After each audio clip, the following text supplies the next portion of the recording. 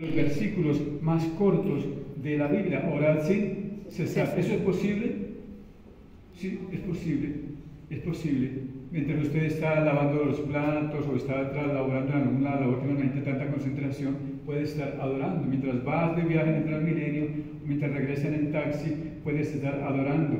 Entonces, la Biblia dice ciertamente orar sin cesar. El apóstol Pablo dice: yo oro más que las oraciones de todos ustedes juntas, yo oro más que todos ustedes, dice el apóstol Pablo, a una iglesia que oraba bastante. Así que es posible orar. Entonces, en esta noche, amados, vamos a estar orando de acuerdo a la Biblia.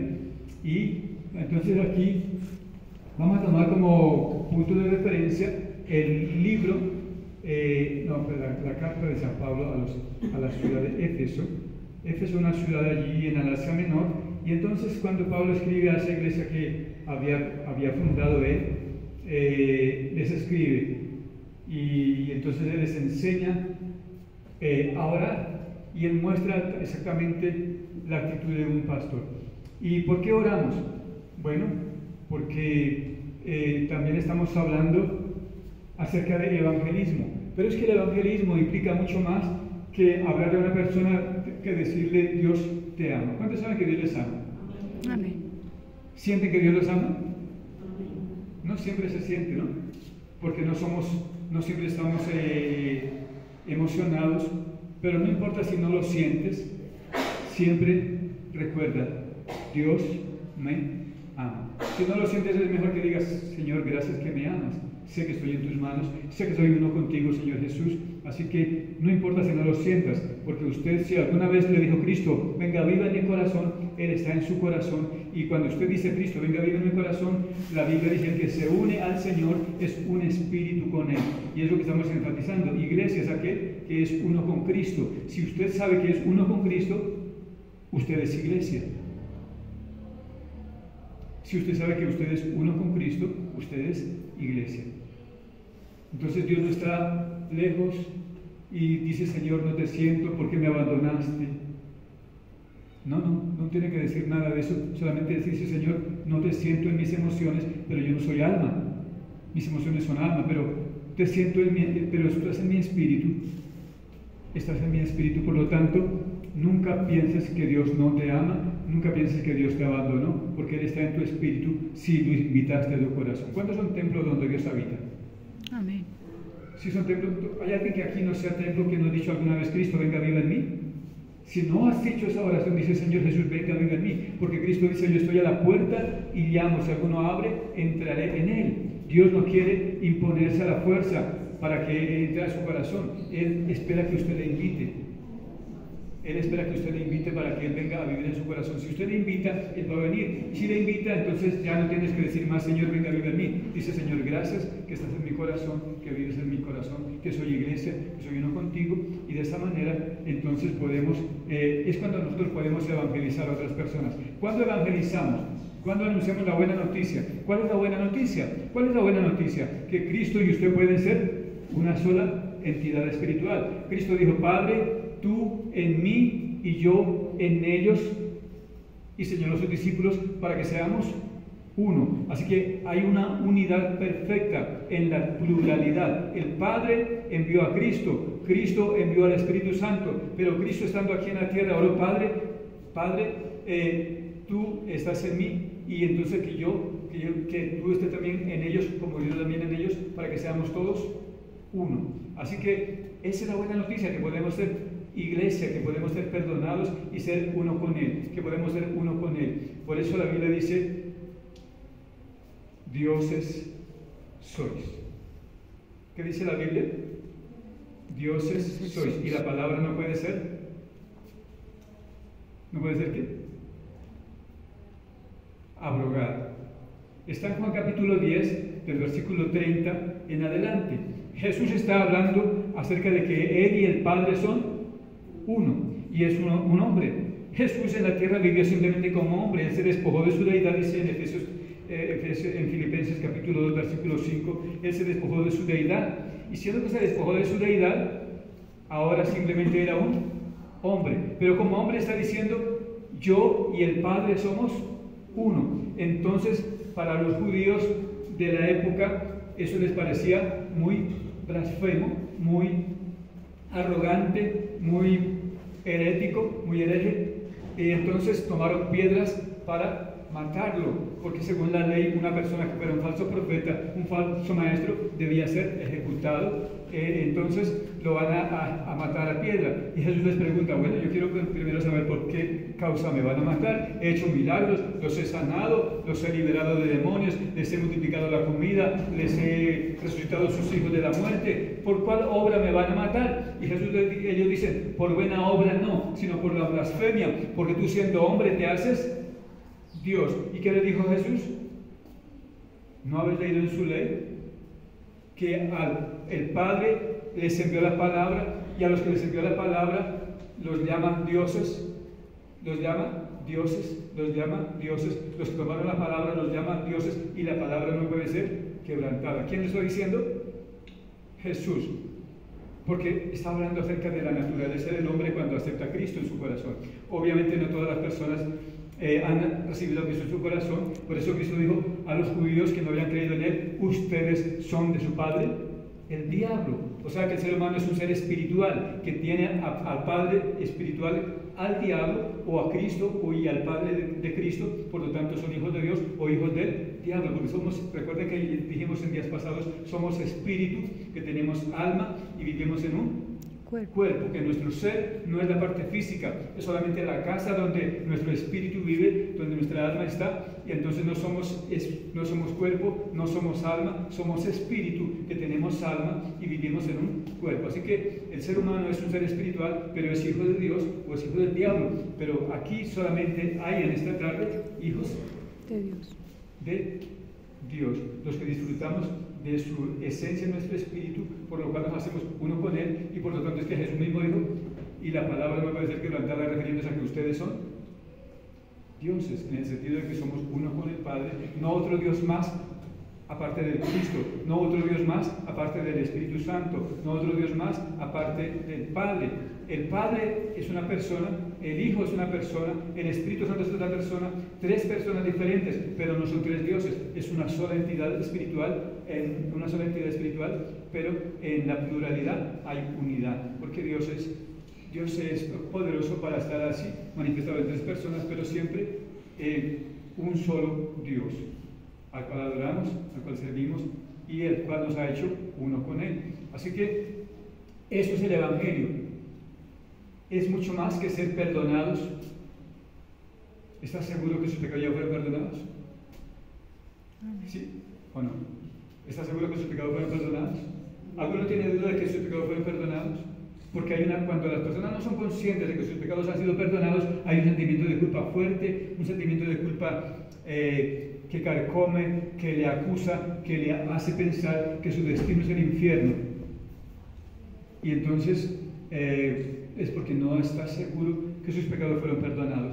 Pero entonces cuando la persona puede escuchar la buena noticia del Evangelio, es que Jesús en la cruz sufrió el castigo de sus pecados para que Él sea libre de castigo, y cuando la persona dice, Señor Jesús, recibo ese regalo, con tu sangre preciosa límpiame, acepto que tu muerte en la cruz fue mi muerte, que tú en la cruz pagabas mis pecados, por lo tanto soy libre de condenación. En ese momento el sentimiento de culpa se quita como evidencia, como testimonio de que realmente usted ha sido perdonado, que sus pecados fueron quitados y ya fueron castigados. El juicio de sus pecados ya se efectuó hace 2000 años en Cristo, pero mucho más antes, en la eternidad, Dios había determinado que moriría en la cruz para darnos esa limpieza de pecados. Pero como dije antes, la salvación es mucho más que ser perdonado, es más que saber que voy al cielo, es que soy uno con Cristo. Y cuando soy uno con Cristo, entonces, ¿qué hago? Comienzo a orar. ¿Qué es orar? Mantener una comunión, un diálogo con Dios. ¿Cuántos aquí no tienen celular? ¿Usted tiene celular? ¿Cómo es el número de su celular, caballero? ¿Cuál es su número de teléfono? ¿Sí? 312. ¿El de él? Hasta él tiene celular. Hace unos 10 años, hace unos 15 años, eso no existía. Solamente por allá la gente más, Pablo Escobar y su equipo de trabajo. Muy poquita gente tenía celular, era un lujo extremadamente exclusivo, pero ¿Por qué hoy en día la gente necesita celular? Porque necesitan estar conectados con sus amigos que no conocen del Facebook, ¿cierto? Y con la mamá y con, bueno, están siempre conectados y están siempre hablando, chateando, necesitan una comunicación. Pues en la vida cristiana tenemos que dejar un poco más el celular y tener más comunión con el Padre, con el Hijo, con el Espíritu Santo y orar. Entonces vamos a estar orando según la carta de San Pablo a los Efesios. Así que la Biblia dice que siempre estemos, bueno, hay varias clases de oración, ¿verdad? ¿Cuántas clases de oración usted conoce? La de petición, ¿qué más? La de intercesión. ¿La qué? Acción de gracias. La de guerra espiritual, porque una cosa es adorar a Dios, otra cosa es decirle, diablo, te vas, que te lo ordeno en el nombre de Jesús. Y se va.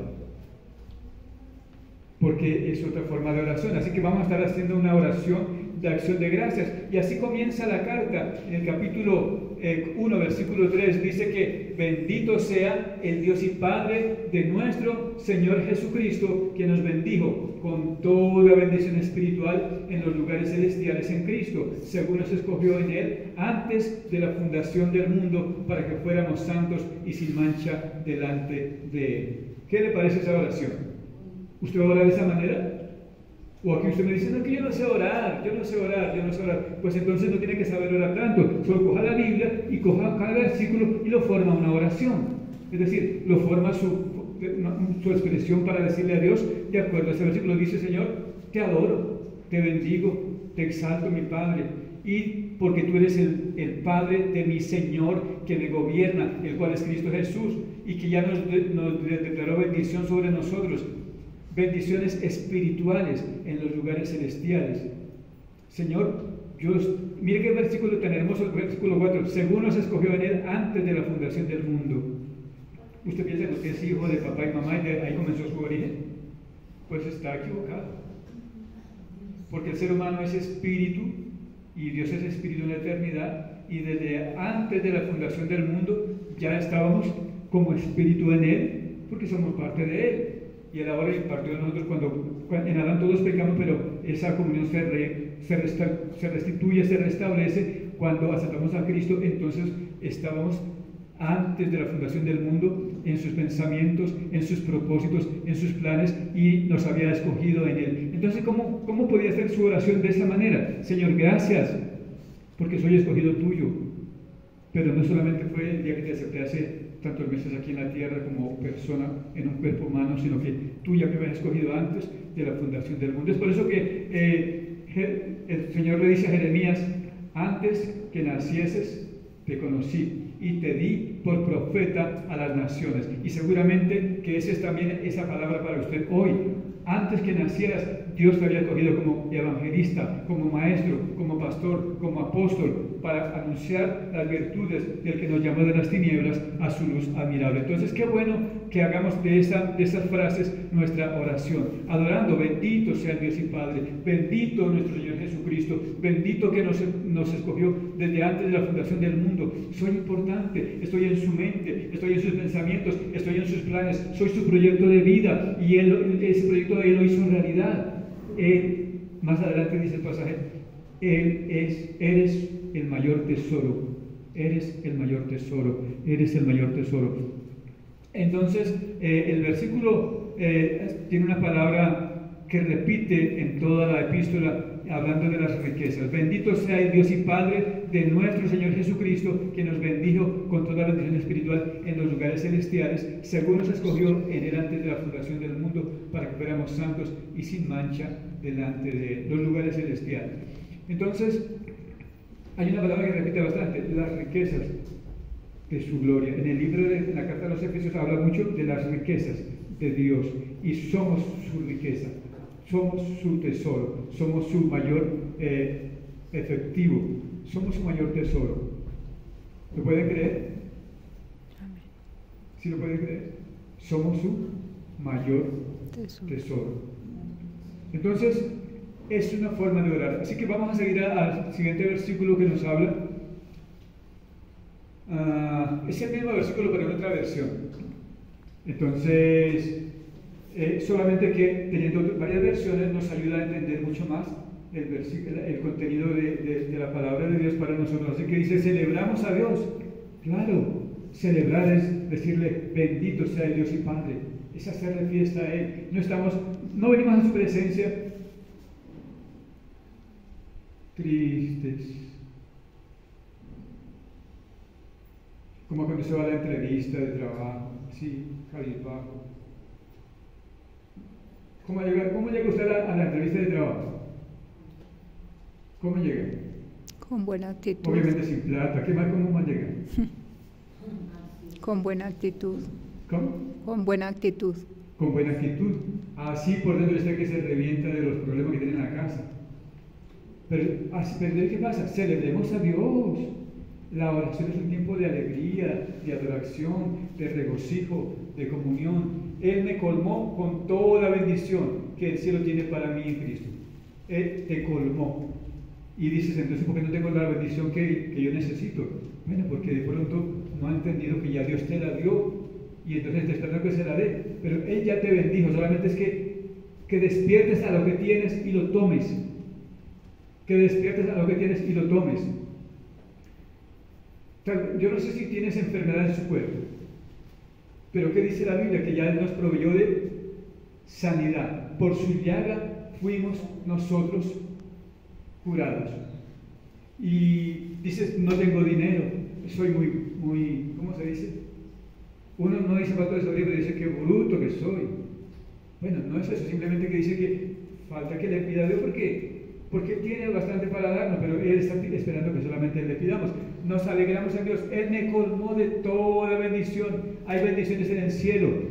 Ángeles están tristes esperando entregar las bendiciones que tiene para su pueblo, pero el pueblo de Dios no está reclamando lo que es suyo, porque no le gusta orar, solamente chatea con el amigo del Facebook que no conoce. Así que esta es la tragedia por la cual estamos a veces necesitando y que nos quejamos con Dios de que no nos da.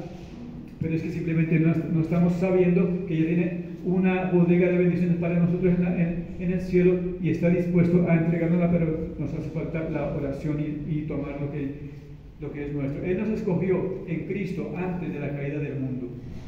Antes de la caída del mundo. Él siempre supo en su amor que me presentaría delante de Él en completa inocencia. ¿Te ves así? Limpio, perfecto, sin mancha, sin arrugas, sin contaminación. Es lo que la palabra del Señor dice. Él siempre supo en su amor que me presentaría delante del Padre en completa inocencia. Siempre tiene que verse con su vestido de inocencia resplandeciente, limpio, porque la sangre de Cristo nos ha limpiado ¿de cuántos pecados? ¿De cuántos pecados? De todo pecado. De todo pecado. La sangre de Cristo nos limpió de todo pecado. Así que Dios en su amor, Cristo en su amor me presentó delante del Padre en completa inocencia. Si usted sabe en completa inocencia, usted ha creído en Cristo. De lo contrario, solamente sabe algo de Cristo, pero no ha creído en Él, en lo que sabe de Él. Esas jovencitas que se casan, pero que antes de casarse soñaban lucir ese vestido blanco por la catedral hermosa, en medio de flores y en medio de aplausos y en medio de un coro y en medio de una, ¿cómo se llama? Como una corte que recibe a la novia para entregarle su vida al príncipe azul, pero su vestido está blanco. Y es lo que la Biblia dice, que así como dice que como a novia nos vistió de su inocencia, así es que mírese siempre así, en completa inocencia. ¿No le motiva eso a dar gracias a Dios? ¿O sí? Amén. ¿Se están viendo así? Entonces recuerden, ser salvo es más que ser perdonado y más que estar seguro de ir al cielo. Es tener su presencia en nosotros, compartiendo Él su naturaleza en nosotros, lo que nos hace inocentes. Porque es que no se trata de que yo nunca he pecado, se trata de que su inocencia la impartió en mí, su justicia la dio a mí, y yo le di a cambio de su inocencia que Él me dio. ¿Qué le di yo? ¿Qué le di yo? ¿Qué le di yo? ¿Qué le di yo? Mi pecado. Mis mis pecados. pecados. Cuando falten 5 minutos para las 11 me llaman, me dicen, ya es el tiempo, por favor. Amén. Para que terminemos ahí. Entonces, es hermoso. Pero entonces, estoy haciendo entender, el apóstol Pablo está adorando. Dice, bendito sea Dios y Padre. Estoy celebrándote, Dios, porque me has colmado con toda bendición. ¿Te ves colmado con toda bendición? ¿O te ves escaso? ¿O te ves que te hace falta? Lo cantamos ahorita, Él es mi plenitud, en Él estoy completo, Jesús me basta. Porque si no te basta Cristo, si estás buscando irte de la casa porque le ponen a lavar los platos y a colaborar que barra la casa, que tiende su cama, dice, mejor me voy. Y sientes que en la casa no te entienden y que no hay comprensión y que entonces estás buscando algo que te llene, es porque no estás buscando realmente en Cristo, que es quien te basta. Él es quien te basta. Él es quien te basta. No te llena. El ser humano es espíritu y solo el Dios que es espíritu puede llenarnos, satisfacer nuestra vida. No es por irse de la casa para con el novio o con la novia que te promete amor eterno. No es el dinero que a veces no tienes. No, el dinero no satisface a plenitud. El Espíritu Santo solamente satisface nuestro espíritu y Él te va a guiar para suplir la necesidad económica que hace falta, pero solo en Él estamos completos. Entonces, somos eternos. La canción fea que dice que nadie es eterno en el mundo. Qué fea esa canción. Es una mentira del diablo para enseñar a la gente que como no es eterno, que vamos a morir pronto, entonces sigamos pecando. Eso es una mentira. Eres eterno. Desde antes de la fundación del mundo estabas en Cristo, ahora otra vez te reencuentras en Cristo y estás ahora en perfecta inocencia delante de Dios. En el siguiente versículo vamos a encontrar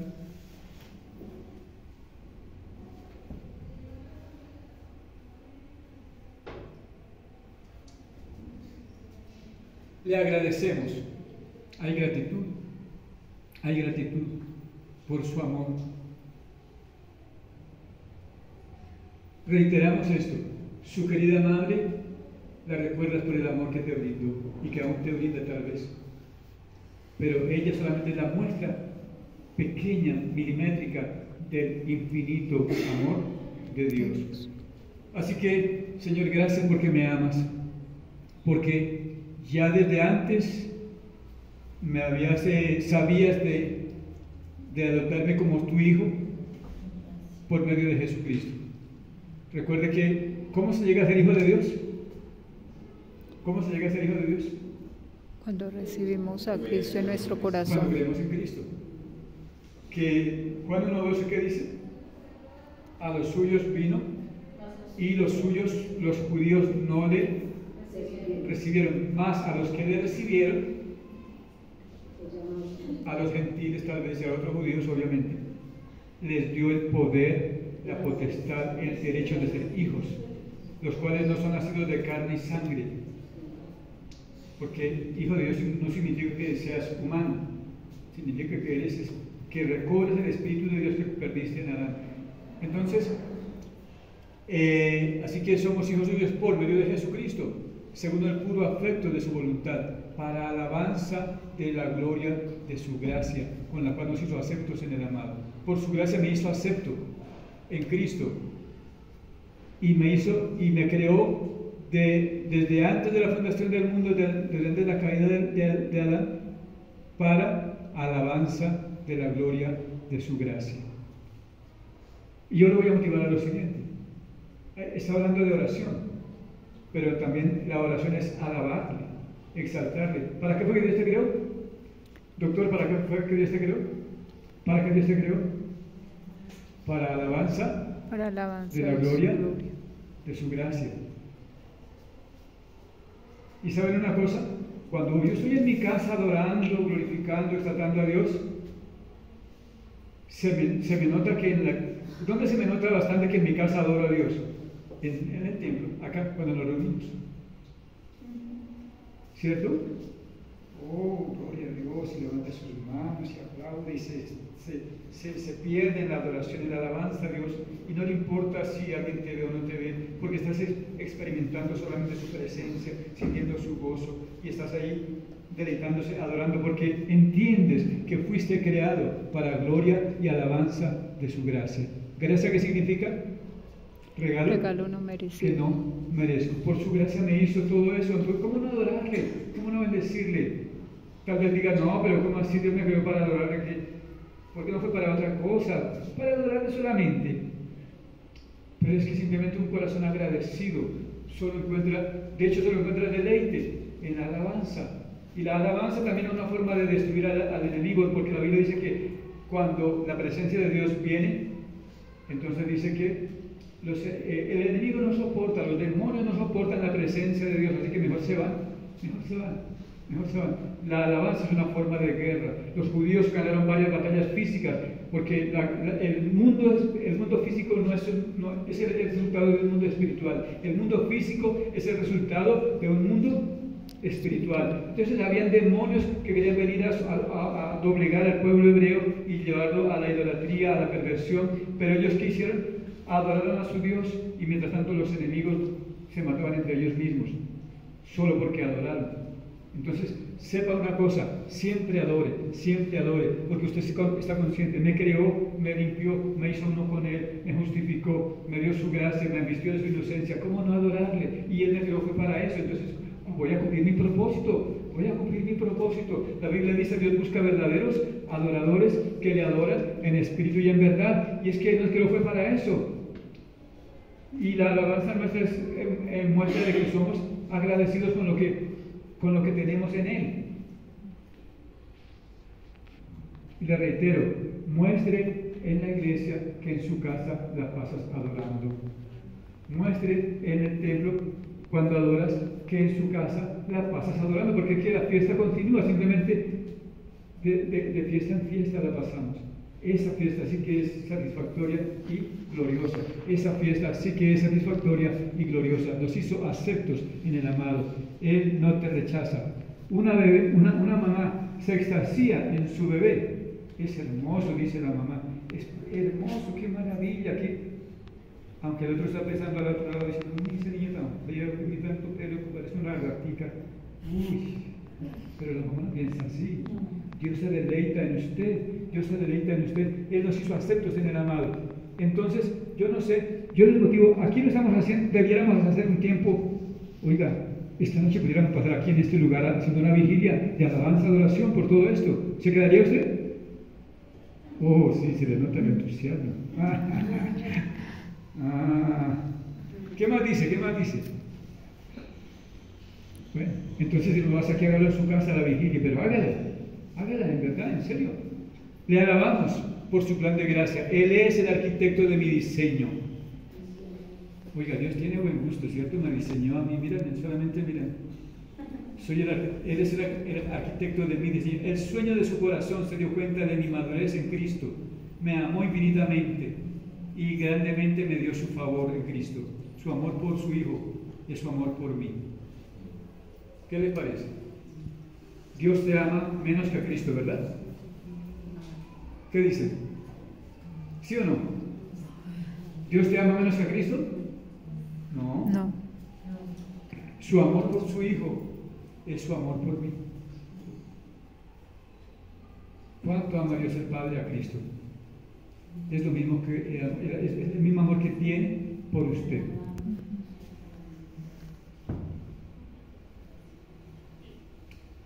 No tienes que irte de la casa.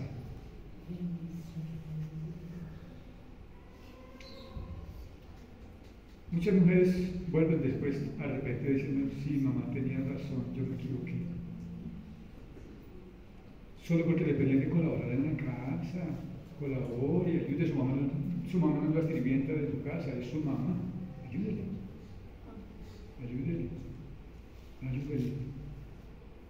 Es que soy hombre, no tengo que lavar los platos. ¿Quién dijo eso?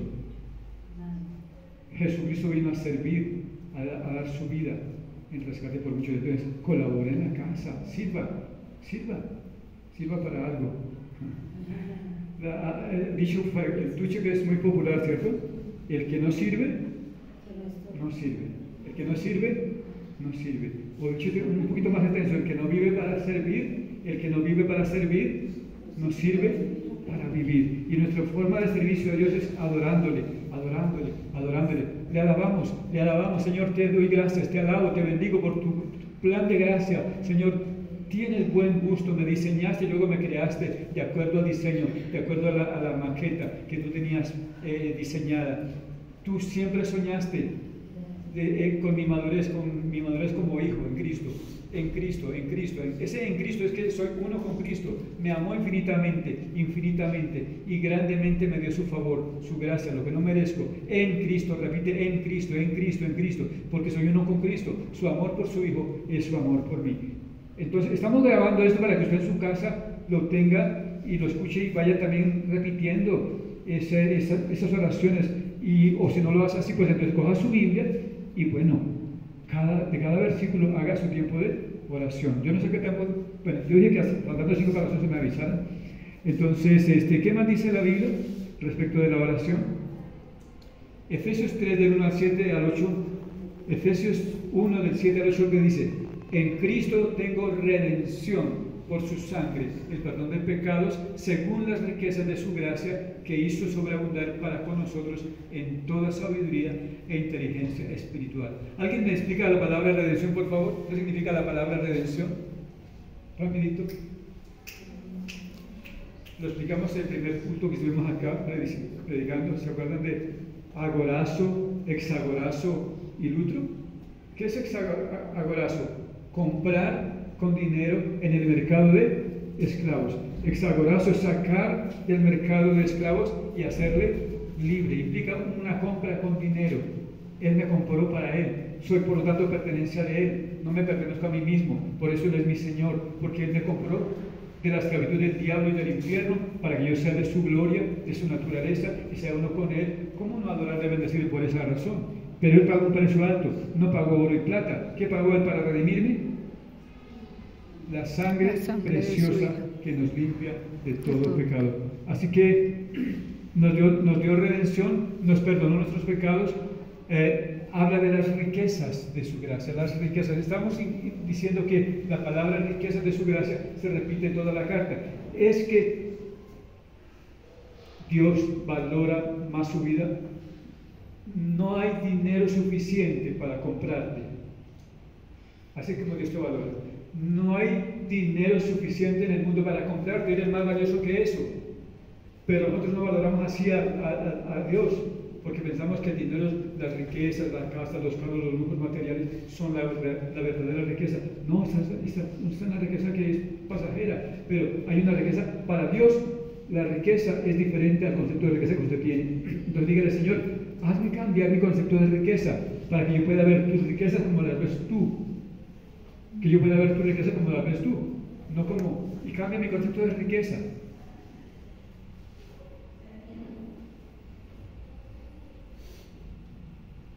Los judíos eran 12 tribus y conquistaron un territorio y lo dividieron en 11 tribus. ¿Justo o injusto?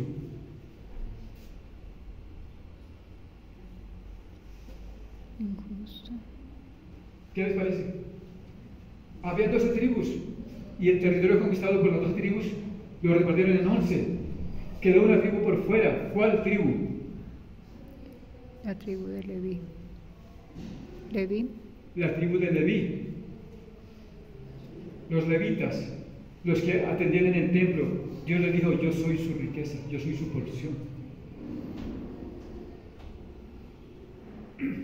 Y por esa razón, los demás 11 tribus que tenían su territorio, y la tribu de Leví no tenía territorio, eran los que servían en el templo, enseñando la Biblia, ministrando sanidad, haciendo los deberes espirituales, porque ya dijimos ahorita, el mundo espiritual, el mundo material es el resultado del mundo espiritual. Entonces, si ellos estaban bien conectados con Dios, enseñaban al pueblo lo que tenían que aprender y lo aplicaban, entonces el pueblo era bendecido. Por esa razón es que también el pueblo judío tenía que dar el diezmo. para que ellos tuvieran alimento, porque esa también es la parte de la porción de ellos, ¿sí? Y en alguna manera era una forma de adorar a Dios, obviamente, pero era una forma de mantener la justicia, porque ellos se dedicaban a un trabajo específico. No es que el pastor no haga nada. El apóstol Pedro dijo: yo tengo un trabajo, no me puedo dedicar a las mesas, a servir en el comedor comunitario, no, yo necesito estar adorando a Dios, conociendo de su palabra y predicando. Él entendía de su trabajo. Eso es un trabajo que lleva 24 horas de consagración para ser efectivo en su ministerio.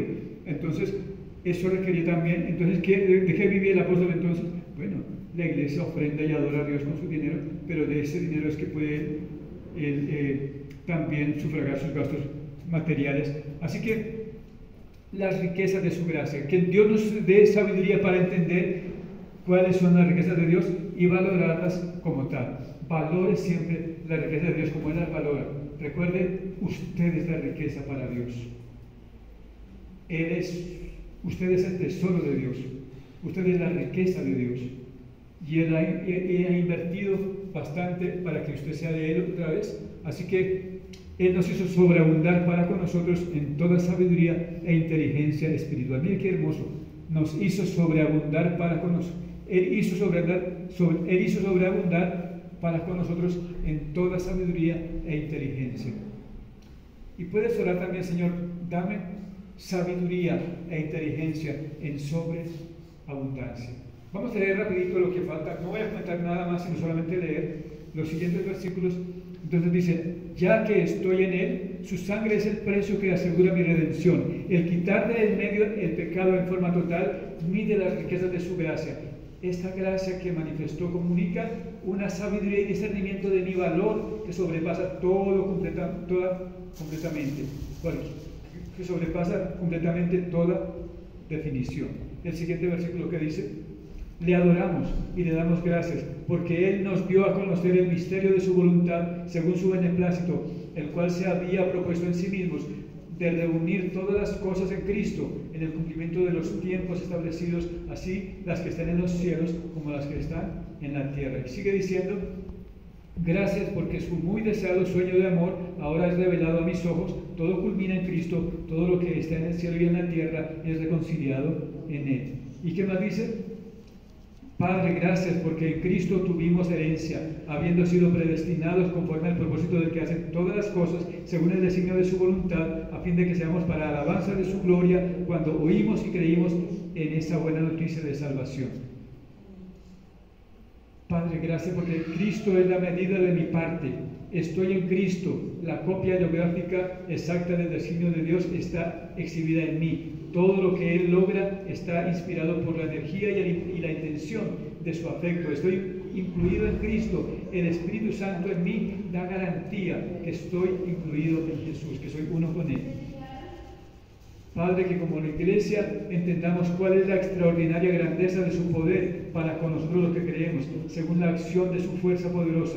Esta fuerza operó en Cristo, resucitándolo de los muertos y sentándolo a su derecha en los lugares celestiales, sobre todo principado y poder y autoridad y poder y señorío. Oro que pueda entender la magnitud de su tremendo poder obrando en mí, que creó. Esta misma energía dinámica que Dios desató en Cristo cuando Él le levantó de los muertos y por siempre lo estableció en el poder de su propia diestra en el reino de los cielos, por encima de toda fuerza de poder y autoridad y dominio y gobierno. Pedimos que podamos entender que Dios sometió todas las cosas debajo de los pies de Cristo y lo dio por cabeza sobre todas las cosas a la Iglesia, la cual es su cuerpo, la plenitud de aquel que todo lo llena en todo. Oro que puedan entender cómo el Padre sometió todos los poderes bajo la autoridad de Cristo, ahora y por la eternidad. Que comprendamos que la perfección e integridad de Cristo, que llena todo, habita en mí, que soy su iglesia. Que Dios se hace visible por medio de mí, que soy su iglesia. Por sabiduría, pedimos por sabiduría, oramos, suplicamos por revelación en el conocimiento de Dios.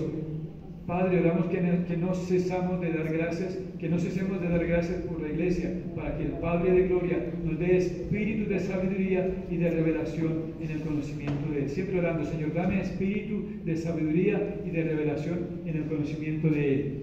Oro que el Padre de Gloria encienda en mí el espíritu de sabiduría y revelación al desvelarme el plan divino, que conozca por revelación lo que Él siempre ha tenido en mente para mí.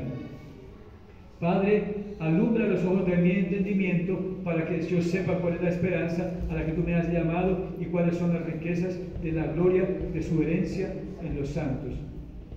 Oramos oro que mis pensamientos sean llenos de luz y entendimiento espiritual, que pueda ver su intención de definirme en Cristo, de tal manera que yo pueda conocer cuán precioso soy para Él. Los santos son su tesoro y el glorioso trofeo de su porción. ¿Cómo le parecen esas oraciones? ¿No sabe orar? Bueno, coja su Biblia y si quiere las versiones la otra versión que está ahí, pues en la grabación queda, la subimos a YouTube, la compartimos en el grupo de la iglesia para que ustedes puedan entonces orar. Si oramos, nuestra vida cambia. Dios no puede hacer nada a menos que le pidamos que Él haga. Nosotros mantenemos a Dios ocupado o con las manos atadas para que no haga nada a nuestro favor, porque es una ley del reino de Dios que dice: pídeme y te daré, pídeme. Dios me motiva a que yo le pida, porque Él no puede hacer nada si yo no le pido. No es que Él no sepa que yo necesito, pero si yo le pido, Él lo hace. ¿Bien? Vamos a estar. Esto es para que realmente en esta noche tuviéramos una noche de vigilia, de oración, pero usted lo va a hacer en casa. Se va orando, va a su casa, adora, coloca, no sé, tal vez coloque Efesios en YouTube, en su celular, Efesios capítulo 1, lo pueden repetir varias veces, capítulo 2, y mientras tanto estás orando, adorando, y entonces dice: ay, se fue el aburrimiento que yo tenía, se fue el enojo que yo tenía, se fue la depresión que yo tenía, se fue la tristeza que yo tenía, porque cuando se adora a Dios y se exalta su nombre, siempre se tienen resultados. Pongámonos de pie y damos gracias a Dios.